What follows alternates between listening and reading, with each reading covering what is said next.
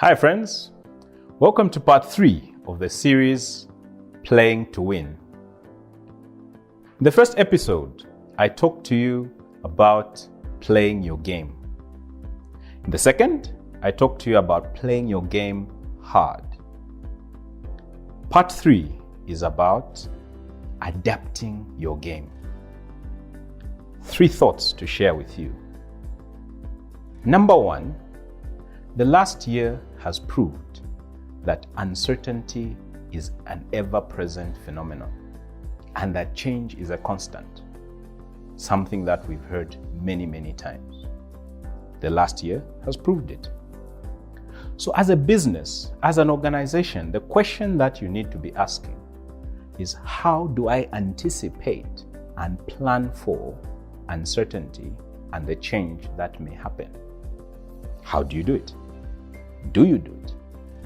It's important as part of your strategic planning to think about what if. You probably need to have more than one strategy, or your strategy needs to have different permutations. What happens if a certain scenario begins to unfold? How do we respond? What happens if something unforeseen happens? Or what happens if something unexpected begins to play out? What do we do? Now, as you do your scenario planning, your what ifs, it's very possible that what will happen is not what you anticipated. However, you would have trained yourself to think through how to respond to uncertainty. You'd have practiced the process, even if the fundamentals of what you're dealing with are different. And that in itself will give you an upper hand when change or uncertainty begins to manifest. So anticipate and plan for. It's imperative that we actually think that whatever my plans are, whatever I perceive or foresee, there is something that I haven't thought about that is likely to manifest. How do I respond to it? Or what is my process for dealing with what I have not planned for? So the next bit of adapting your game is to be restless. Restless is about looking at what needs to change. There's a term that's widely used, disruption. And disruption has basically got 2 facets that you need to think about. Number 1, from an organization or an individual point of view, what must you change? Now remember, this could be at a time when everything appears to be going perfectly fine. Everything appears to be going well. Why should you change? You must. At least then, the change that you're undertaking is within your control. So how do you go about disrupting yourself? How do you go about shaking yourself out of your comfort zone? You begin to look at different situations that could unfold and actually deal with them in live environments. Think about what could happen if this customer walked away, or what's the next big thing, or what happens if the only product that we sell is no longer permissible in this country. And that then links to the third point, that you must continuously look up and look ahead. So you're starting to look at what is the next opportunity that I must pursue?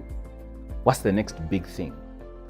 Where can I take my key strengths in a manner that is complementary or otherwise with what I'm doing for the purpose of my long-term success? You keep looking up, glancing at the horizon. You don't want to be caught out by any trends which you didn't anticipate. You are talking about the next big thing and positioning yourself so that by the time it arrives, you are ready. That is disruption of yourselves. You are looking for opportunities to continue to innovate. Why is this important? If you are a highly successful organization, more likely than not, you'll begin to attract competitors. So if you get comfortable with just how things are going, someone somewhere is looking at what you're doing and say, I think I could do that better. Lo and behold, they come into your space and all of a sudden you have no ability to respond. That is the need for internal disruption. External is obvious. What is happening around you? What factors or forces are driving the agenda that you need to be part of? You need to be clear about what those are. So in adapting your game, those are the 3 things that I wanted to share with you. Number 1, be restless. Number 2, disrupt yourself. Number 3, keep looking up at the horizon to see what's happening. And that brings to a close the series Playing to Win. I hope there's something that you found of value as you play your game.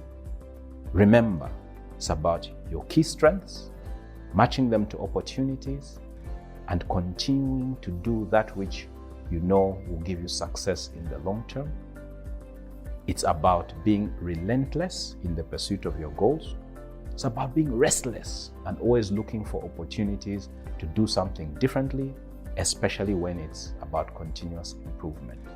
So let's get interacting. Let me know what you think. Thank you.